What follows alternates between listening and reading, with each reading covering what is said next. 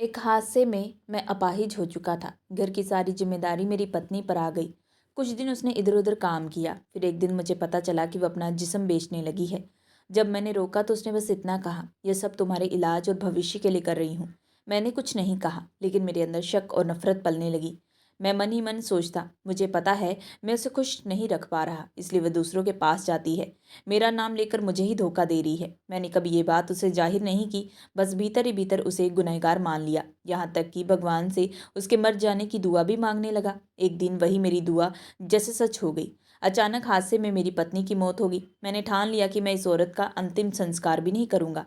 ऐसी घटिया औरत को तो गड्ढे में फेंक देना चाहिए। लेकिन तभी कुछ अजीब हुआ, जिसकी निस्पंद देह से एक अलग सी रोशनी झिलमिलाने लगी, जैसे कोई पवित्र आभा फैल रही हो। उसी वक्त दरवाजा खुला और कुछ पुलिस के सिपाही घर में दाखिल हुए। उन्होंने मेरी पत्नी को देखा और तुरंत सावधान की मुद्रा में खड़े होकर सलाम करने लगे। फिर उन्होंने कुछ ऐसा कहा जिसे सुनते ही मेरे पूरे होश उड़ चुके थे, क्योंकि यह बात उन दिनों की है जब मैंने सीमा से शादी की थी। मैंने ये सोचकर उससे विवाह किया था कि वह जिंदगी भर मेरा साथ निभाएगी। मेरी माँ ने किसी और लड़की को पसंद किया था, लेकिन मैं सीमा से दिलो जान से मोहब्बत करता था। मैंने घर वालों के खिलाफ जाकर उससे शादी की। शुरुआत के दिनों में माँ सीमा को बिल्कुल पसंद नहीं करती थी। घर में छोटी छोटी बातों पर झगड़े होने लगे। माहौल इतना खराब हो गया कि मैंने तय कर लिया कि मैं सीमा को लेकर अलग रहने लगूंगा। लेकिन मोहल्ले वालों ने माँ को समझाया, इकलौता बेटा है, अगर दूर चला गया तो सहारा भी तुमसे छिन जाएगा। मजबूरी में ही सही, माँ ने सीमा को स्वीकार कर लिया। धीरे धीरे रोज के झगड़े अब कम होने लगे। सीमा ने घर की सारी जिम्मेदारी अपने ऊपर ले ली। वह माँ की सेवा भी पूरे मन से करती। समय के साथ माँ के मन में नफरत भी पिघलने लगी। मुझे लगने लगा कि अब जिंदगी पटरी पर आ गई है। घर में सुकून था, अपनापन था, और मैं खुद को बेहद खुशकिस्मत समझने लगा। लेकिन कहते हैं ना, जब सब कुछ अच्छा लगने लगे तभी किस्मत कोई नया खेल रच देती है। एक दिन मैं सब्जी लेने बाजार गया। अचानक सड़क पर एक ट्रक चालक अपना संतुलन खो बैठा। उस पल मुझे लगा जैसे मेरी जिंदगी यहीं खत्म हो गई हो। जब होश आया तो मैं अस्पताल में था। ऊपर सफ़ेद छत थी, पास में मशीनों की आवाज़। मैंने राहत की सांस ली कि मैं जिंदा हूँ, लेकिन जैसे ही मेरी नज़र अपने पैरों पर गई, मेरी सांस अटक गई। डॉक्टर ने बताया कि उस सड़क हादसे में मैं हमेशा के लिए अपाहिज हो चुका हूँ। उसी क्षण लगा जैसे मेरी पूरी दुनिया मुझसे छिन गई हो। अस्पताल से घर लौटा तो लगा जैसे ज़िंदगी ने मुझे आधा छोड़ दिया हो। मेरी माँ रो रो कर बेहाल थी। रिश्तेदार इकट्ठा तो हुए, लेकिन सहारा देने के लिए नहीं, सिर्फ अफसोस जताने के लिए। जो मामा पहले मुझे गले लगाकर प्यार करते थे, अब हमें देखते ही रास्ता बदल लेते। किसी ने इलाज के खर्च में हाथ नहीं बटाया। घर की हालत अब दिन ब दिन खराब होती गई। तब मेरी पत्नी सीमा ने बाहर काम करना शुरू किया। सुबह अंधेरा रहते निकल जाती और देर रात तक थकी हारी लौटती। उसने पहले कभी घर से बाहर कदम नहीं रखा था, लेकिन अब फैक्ट्री में घंटों खड़ी रहकर काम करती।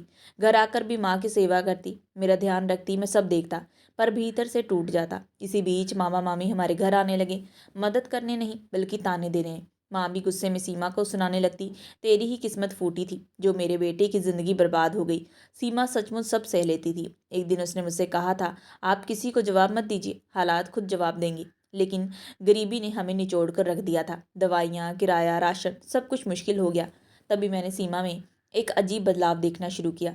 जो औरत सुबह से शाम तक पसीना बहाती थी, अब कुछ ही घंटों में लौट आती।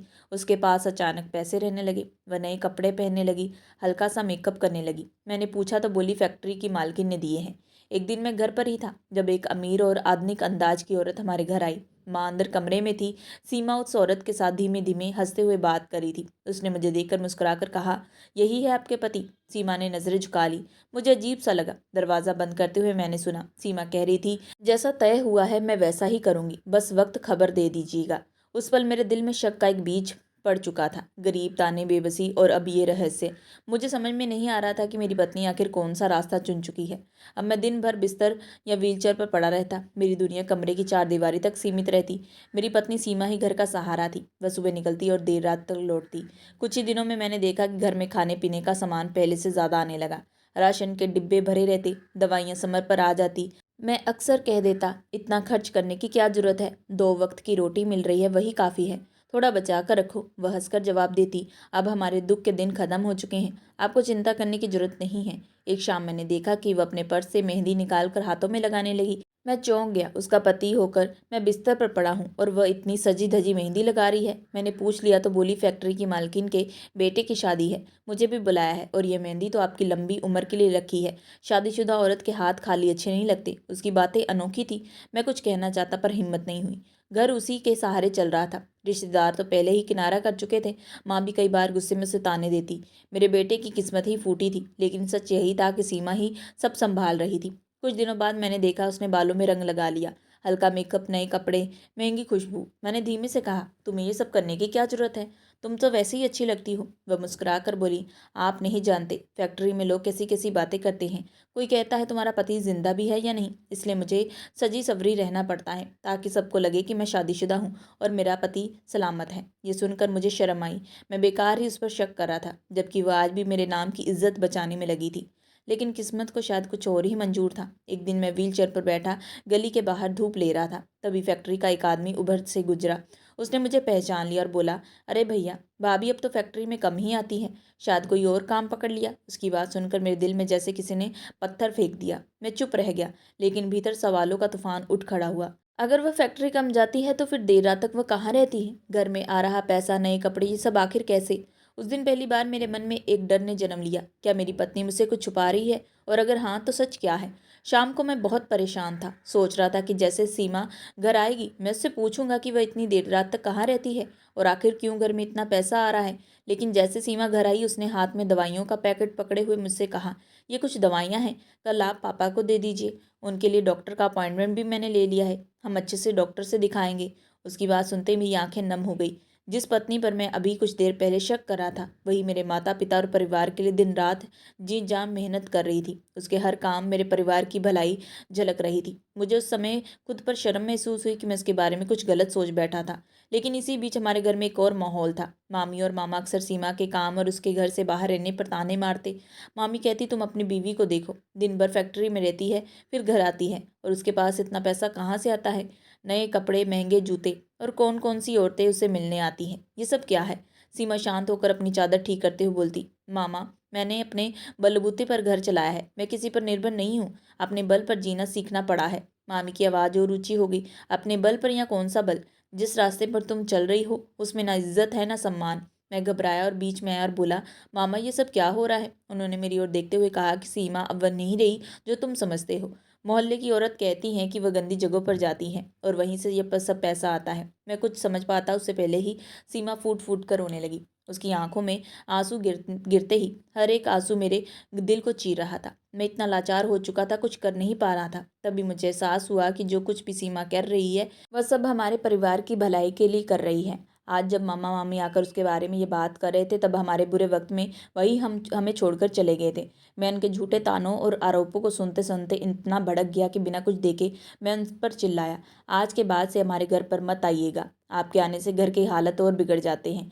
आप हमारी मदद नहीं करते, उल्टा मेरी पत्नी पर गलत इल्ज़ाम लगाते हैं। मैं आपकी कोई बात नहीं सुनूंगा। मामा मामी जाते जाते मुझे चेतावनी देते हुए कहने लगे कि तुम बहुत बड़ी गलती कर रहे हो, देखना एक दिन पछताओगे। उनके जाने के बाद मैं व्हीलचेयर पर बैठकर सीमा के पास आ गया। उसका हाथ पकड़ा और धीरे से कहा कि मुझे माफ़ कर दो, मैं आज तुम्हारी कोई रक्षा नहीं कर पाया। मैं इतना लाचार हो गया हूँ कि लोग तुम पर इल्ज़ाम लगा रहे हैं और मैं कुछ नहीं कर पा रहा। सीमा ने मेरा हाथ थाम कर कहा कि नहीं, इसमें आपकी कोई गलती नहीं, गलती मेरी है। मैं अपने घर और हमारे जीवन को संभालने के लिए दिन रात मेहनत कर रही हूँ। सब कुछ मैं अपनी जिम्मेदारी समझकर कर रही हूँ। आप परेशान मत होइए। उसकी ये बात सुनकर मेरी आंखें भर आईं। कुछ दिन ऐसे ही बीतने लगे। दोपहर में जब मैं व्हील चेयर पर बैठकर गली के बाहर धूप लेता, तो कुछ आदमी मुझे देखकर धीमे धीमे हंसते और आपस में फुसफुसाने लगते। उनकी नज़रें मुझ पर कम और मेरे घर की ओर ज़्यादा होती। मुझे अजीब सा एहसास होता, जैसे मैं कोई तमाशा बन गया हूँ। एक दिन मैंने साफ साफ सुना, पास से गुजरती एक औरत अपने पति से कह रही थी, सुना है इसकी पत्नी बदनाम गलियों में जाती है। उसकी बात मेरे कानों में हथौड़े की तरह गूंजी। मैं सुन रह गया, समझ नहीं आया कि लोग आखिर कहना क्या चाहते हैं। उस दिन के बाद से ये सिलसिला रोज का हो गया। कोई ताना मार देता, कोई बनावटी हमदर्दी दिखा देता, फिर खुलकर कोई कुछ कहता नहीं। धीरे धीरे मैंने बाहर बैठना ही छोड़ दिया। अब मैं कमरे में पड़ा रहता और यही सोचता कि आखिर ये सब क्या है, कहीं सीमा सचमुच कुछ गलत तो नहीं कर रही। लेकिन फिर खुद को समझा लेता, वह जो भी कर रही है हमारे लिए तो कर रही है, मैं उस पर शक कैसे कर सकता हूँ। एक शाम माँ के कमरे से सिसकियों की आवाज़ आई। मैं घबरा कर व्हीलचेयर घुमाते उनके पास पहुंचा और पूछा, आप रो क्यों रही हैं? माँ ने आंसू पोंछते हुए कहा, ये सब तुम्हारी पत्नी की वजह से हो रहा है। मैं चौंक गया। आप कहना क्या चाहती हैं, साफ साफ बताएं। माँ ने भारी आवाज़ में कहा, तुम्हें क्या लगता है इतने महंगे सामान, इतने खर्चे, क्या एक साधारण फैक्ट्री में काम करने वाली औरत इतना सब ला सकती है? मैंने झुलझुला कर कहा, बस कीजिए माँ, मैं मानता हूँ आपको सीमा पसंद नहीं, लेकिन इसका मतलब ये नहीं कि आप भी लोगों की तरह उस पर इल्ज़ाम लगाएं। माँ ने ठंडी सांस लेते हुए जवाब दिया। मैं इल्ज़ाम नहीं लगा रही। अगर यकीन नहीं है तो किसी दिन उसे अपनी कसम देकर पूछ लेना या अपने किसी दोस्त से उसका पीछा करने को कह देना, तब तुम्हें सब कुछ पता चल जाएगा। माँ की बात सुनकर मेरे भीतर एक अजीब सी हलचल मच गई। भरोसा और शक दोनों मेरे मन में आमने सामने खड़े थे। मैं यही कुछ सोच रहा था कि अचानक तभी मामी घर पर आ गई। उन्हें देखते ही मेरा गुस्सा बढ़ने लगा, लेकिन मैं कुछ कह भी नहीं पाया। उन्होंने अपनी बातें शुरू कर दी। मामी बोली, तुम्हारी पत्नी कोठे पर जाती है और कई लोगों के साथ उसका अवैध संबंध है। मैं चिल्लाया, नहीं, ऐसा नहीं हो सकता। मेरी पत्नी बहुत अच्छी है, वैसा घिनौना काम नहीं कर सकती। मामी हंसती हुई बोली, तुम अपनी आंखों पर पट्टी बांधे हुए हो, उसे खोलो वरना बहुत देर हो जाएगी। पूरा मोहल्ला जान चुका है कि तुम्हारी पत्नी क्या कर रही है, लेकिन सिर्फ तुम ही इस बात से अनजान बने हो। फैक्ट्री की बात तो भूल जाओ, तुम्हारी पत्नी वहाँ काम नहीं करती। मैंने तुम्हारे मामा से पता लगाया और वहाँ भी पता चला कि वह फैक्ट्री छोड़ चुकी है और वहाँ इतनी तनख्वाह भी नहीं होती जितना खर्च वह कर रही है। ये बात तुम्हें समझ में नहीं आ रही या तुम समझना नहीं चाहते। फिर माँ आगे बढ़ते हुए कहने लगी कि हाँ बेटा, हम जो कह रहे हैं सही कह रहे हैं। खुद अपनी पत्नी को देखो, पहले तुम्हारे साथ रहती थी तो उसका चाल ढाल कैसा था, और अब देखो, जब से उसने बाहर काम करना शुरू किया है हमेशा तैयार रहती है। लिपस्टिक, महंगे कपड़े, मेहंदी, बालों पर कलर। आखिर इतना महंगा कपड़ा और सजना धजना क्या कोई फैक्ट्री में काम करके इतना खर्च उठा सकता है? खुद सोचो। माँ ने आगे कहा, मैं पहले भी कहती थी ये लड़की एक दिन घर उजाड़ देगी। जब तुम ठीक थे तब तुम्हारे साथ अच्छी थी, लेकिन अब तुम अपाहिज हो गए हो, इसे डर नहीं लगता। वही तुम्हें वह धोखा भी दे रही है और दूसरों के साथ अपना प्यार निभा रही है। मेरे दिल और दिमाग में अब सवालों की बारिश शुरू हो चुकी थी। सिर्फ मामा मामी नहीं, बल्कि मोहल्ले के लोग भी इस बारे में बात कर रहे थे और ये बात मैं अच्छे से जान चुका था। हर तरफ मेरी पत्नी के बारे में चर्चा हो रही थी। मुझे समझ में नहीं आ रहा था कि आखिर मामला क्या है और मेरी पत्नी ये सब क्यों कर रही है। उसे मुझसे बेपनाह मोहब्बत थी, फिर वह उन जगहों पर क्यों जाती है? कहीं मजबूरी की वजह से तो नहीं? मेरे मन में उलझन और शक के अंधेरे घने घने होने लगे। रात को मैं काफ़ी देर तक जागता रहा। जब मेरी पत्नी सीमा घर आई तो मैं उससे सवाल पूछने की हिम्मत नहीं जुटा पाया। उसने मुझे जागते हुए देखकर हल्की सी मुस्कान के साथ कहा, क्या हुआ, आप इतनी देर रात तक जाग रहे हैं? मैंने बोझिल मन से कहा, कुछ नहीं, बस ऐसे ही। सीमा ने धीरे से कहा, चिंता मत कीजिए, यह बस कुछ दिन की बात है, उसके बाद सब कुछ ठीक हो जाएगा।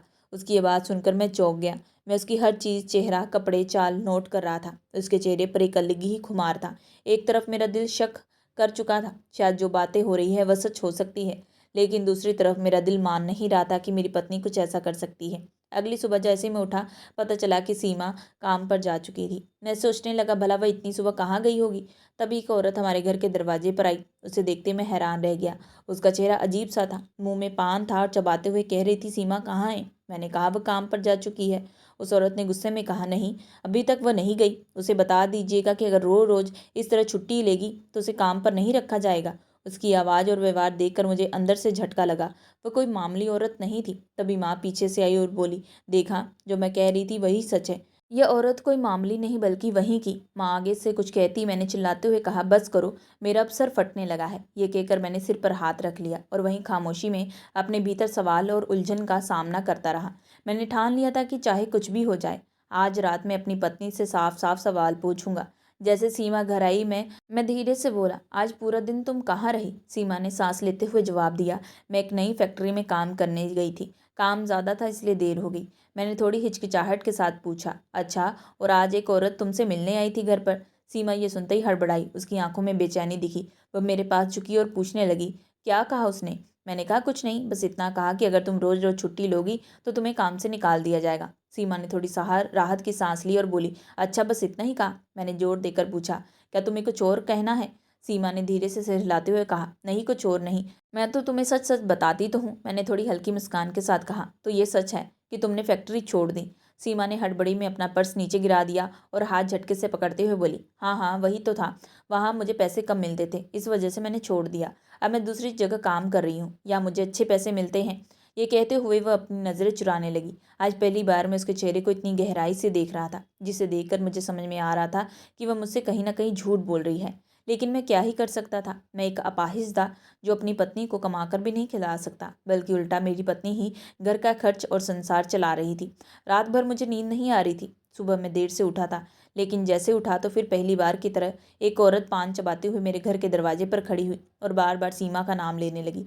मैं जैसे ही अपनी व्हीलचेयर चलाते हुए उसके पास गया तो वह कहने लगी, सीमा कहाँ है? मैंने कहा, वह घर पर नहीं, वह नई जगह पर काम करने गई है। तब वह गुस्से में कहने लगी कि उसकी इतनी मिजाल, मुझसे धोखा करे, मैं उसे छोड़ूंगी नहीं। उसने मुझसे कहा था कि वह आज काम पर आएगी। मैं इससे पहले कुछ सवाल पूछ पाता कि तब भी वहाँ से निकलने लगी और फ़ोन पर बात करते हुए कहने लगी कि देखो सेठ, आप चिंता मत करो, मैं कैसे भी करके सीमा को आपके सामने हाजिर करूंगी। मुझे पता है उसकी सुंदरता आपको मंत्रमुग्ध कर चुकी है, लेकिन आप यकीन माने मेरा, मैं आपको निराश नहीं करूंगी। उस औरत की आखिरी ये लाइन सुनते ही मेरे पूरे होश उड़ चुके थे। इसका मतलब साफ हो चुका था कि जो इतने दिनों से घर पर चल रहा था, जो मामा और मामी और आस पड़ोस के लोग कर रहे थे, वह वाकई सच था और सीमा मुझसे झूठ बोल रही थी। वह कोई फैक्ट्री में काम नहीं करती। ये सब सोचते हुए मेरी आंखों से आंसू बहने लगे। अब मैंने सोच लिया था कि रात में गली के नुक्कड़ पर छुपकर सीमा का इंतजार करूंगा, ताकि देख सकूं कि आखिर वह कैसे आती है और उसे कौन छोड़ने के लिए आता है। इंतजार करते करते वक्त बीत रहा था, लेकिन मेरी पत्नी अभी तक घर वापस नहीं आई। ये सोचकर मुझे काफ़ी चिंता हो रही थी, कहीं उसे कोई खतरा तो नहीं हुआ। कुछ देर बाद मैंने देखा कि एक बड़ी सी गाड़ी में मेरी पत्नी सीमा उतर रही थी और उसके साथ एक आदमी भी था, जो उसके साथ में हाथ में पैसे का लिफाफा दे रहा था। यह देखकर मेरे रोंगटे खड़े हो गए। मैंने तय कर लिया कि अब मैं कुछ भी बर्दाश्त नहीं करूंगा, क्योंकि मैं सब कुछ अपनी आंखों के सामने देख रहा था। जैसे ही मेरी पत्नी घर के अंदर दाखिल हुई तो मैं भी अपनी व्हीलचेयर घुमाते हुए कमरे के अंदर दाखिल हो गया। मैं चिल्लाते हुए बरामदे में ही कहने लगा कि सीमा, तुम कहाँ थी और किसके साथ आई हो? ये सुनते ही सीमा हड़बड़ा गई, उसके माथे से पसीना बहने लगा।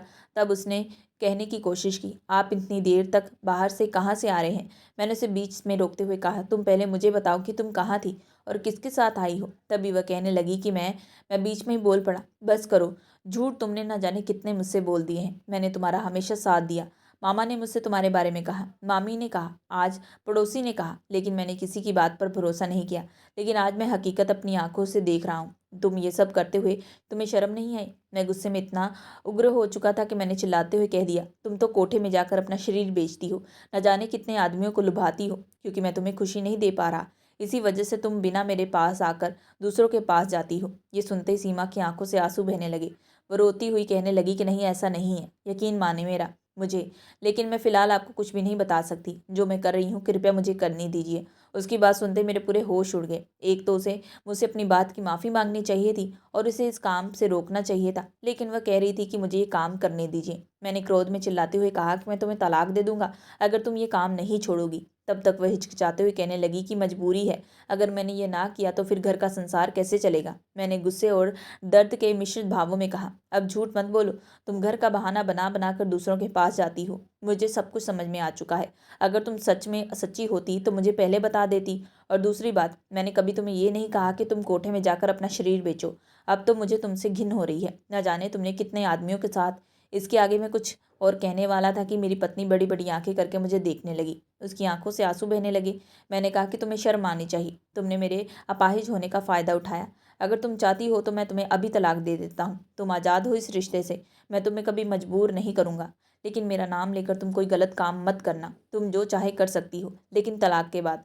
तभी मेरी पत्नी तुरंत मेरे पैरों पर गिर पड़ी और कहने लगी, बस कुछ दिनों की बात है, उसके बाद मैं आपको सब बता दूंगी। मैंने कड़क स्वर में कहा, नहीं, मुझे अब तुम्हारी कोई बात नहीं सुननी। तुमने मुझसे झूठ बोला।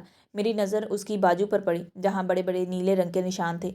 उन्हें देखकर मैं साफ समझ गया कि उसका किसी और के साथ भी अवैध संबंध बन चुके हैं। मेरी आंखों से आंसू बहने लगे। अब मैं पूरा टूट चुका था। मैंने कहा कि तुमने मुझे धोखा दिया है, तुम गैर मर्दों के करीब गई हो। मैं ये सब सहन नहीं कर पाया। मैंने तुमसे कितनी मोहब्बत की थी। मेरा दिल पूरे तरीके से टूट चुका था, मेरा विश्वास टूट चुका था, मेरा सम्मान टूट चुका था और मेरा प्यार भी खत्म हो चुका था। जिस पत्नी पर मैंने आंख बंद करके भरोसा किया, वही मुझे धोखा दे गई। मैंने उसे रोकने की कोशिश नहीं की और ठान लिया कि अब मैं इसके आगे नहीं बढ़ने दूंगा। मैंने कठोर स्वर में कहा, अब बस, मैं तुम्हारी जैसी घातक और धोखेबाज औरत को अपनी पत्नी नहीं बना सकता। वैसे भी मैं अपाहिज हूँ, तुम जाना चाहो तो जा सकती हो, मैं किसी तरीके की रोक टोक नहीं करूँगा। कहते कहते मैं अपनी व्हीलचेयर घुमाते हुए कमरे की ओर चला गया। मेरे दिल का हर हिस्सा अब टूट चुका था। मेरा विश्वास, मेरा सम्मान और मेरा प्यार, सब कुछ अब खत्म हो चुका था। उस दिन के बाद से मैंने अपनी पत्नी से बात करना बंद कर दिया। मैं बस अपनी किस्मत को कोस रहा था कि भगवान ने मुझे अपाहिज बना दिया। अगर मैं स्वस्थ होता तो शायद मेरी पत्नी ये सब ना करती, लेकिन कहीं ना कहीं मुझे लग रहा था कि भगवान ने इन सब के पीछे भी कोई मकसद रखा था, ताकि मैं अपनी आंखों से सच देख सकूं। जिस पत्नी पर मैंने अपनी पूरी ज़िंदगी भरोसा किया, वही मेरी पीठ पीछे मुझे धोखा दे रही थी। एक हफ्ता इस हालत में बीत चुका था, हमारे बीच कोई बातचीत नहीं हुई, लेकिन मेरी पत्नी भी कभी कभी कोशिश नहीं करती मुझे मनाने की। वह तो और भी देर रात तक घर लौटती और मुझे कोई चिंता भी नहीं होती, बस घर का सारा सामान ला कर रख देती, जैसे जैसे वह सब कुछ हमारे लिए कर रही हो। लेकिन मुझे पता था ये सब सिर्फ बहाना था, वह सब कुछ अपनी मनमर्जी और अपने स्वार्थ के लिए कर रही थी। दूसरी ओर रात के समय बड़ी बड़ी गाड़ियां घर के बाहर आकर रुकती और ये बात अब माँ को भी पता चल गई थी। लेकिन मेरे पास अब किसी से कुछ कहने की हिम्मत नहीं बची थी। मैं बस मन ही मन अपनी पत्नी को कोस रहा था कि मैंने किस अभागन दिन में उसके साथ शादी की। मुझे अपनी पत्नी पर अब गहरी नफरत हो चुकी थी। जब भी वह मुझसे बात करने की कोशिश करती मैं अपनी नज़रें फेर लेता। मुझे उससे अत्यंत घृणा होने लगी। इस तरह 4 महीने गुजर चुके थे, लेकिन एक दिन मुझे खबर मिली कि मेरी पत्नी इस दुनिया से चल बची। उसके मरने की खबर सुनकर मेरी आंखों से आंसू नहीं निकले। दुख तो हुआ, लेकिन वह दुख किसी सामान्य प्रेम का नहीं था। वह दुख उस धोखे और विश्वासघात का था जिसे मैंने अपनी पूरी जिंदगी में सहा था। मैंने उसे सच्ची मोहब्बत दी थी और उसने सिर्फ और सिर्फ मुझे धोखा दिया। मेरी पत्नी की लाश घर के आंगन में पड़ी थी। लोग चारों तरफ बैठे बस उसे देख रहे थे। किसी की आंखों में आंसू नहीं बह रहे थे, क्योंकि सबको मेरी पत्नी के चरित्र की पूरी जानकारी थी। दूसरी तरफ मुझे भी किसी तरफ से कोई हमदर्दी नहीं मिली, लेकिन कहीं ना कहीं मेरे दिल में दुख जरूर था। मैं इन सब के बीच बैठा सोच रहा था कि तभी बाहर से गाड़ियों की आवाज़ आई और एक एक करके कुछ आदमी हमारे घर के अंदर दाखिल हो चुके थे। उनमें से जिलाधिकारी के एसपी साहब आए और मुझे देखते हुए कहने लगे कि उन्हें मेरी पत्नी के जाने का बहुत दुख है। मैं ये सब सुनकर बेहद हैरान हुआ कि आखिर मेरी पत्नी के जाने का एसपी साहब को दुख क्यों है। तभी मेरी माँ गुस्से में कहने लगी कि ऐसी बहू किसी को ना हो। यह बात सुनते एसपी साहब कहने लगे कि नहीं, आप लोग गलत समझ रहे हैं। मुझे पता है कि सीमा ने आप लोगों को कुछ नहीं बताया। ये बात सुनते ही मैं और भी हैरान रह गया, आखिर मामला क्या है। तभी एसपी साहब कहने लगे कि सीमा हमारे अंडर में एक खुफिया एजेंट का काम कर रही थी, जिसके लिए उसे मीनाबाई के कोठे पर जाना पड़ रहा था। वहाँ पर कुछ गुंडे थे जो देश के विद्रोही थे और उनके खिलाफ सबूत ढूंढने थे।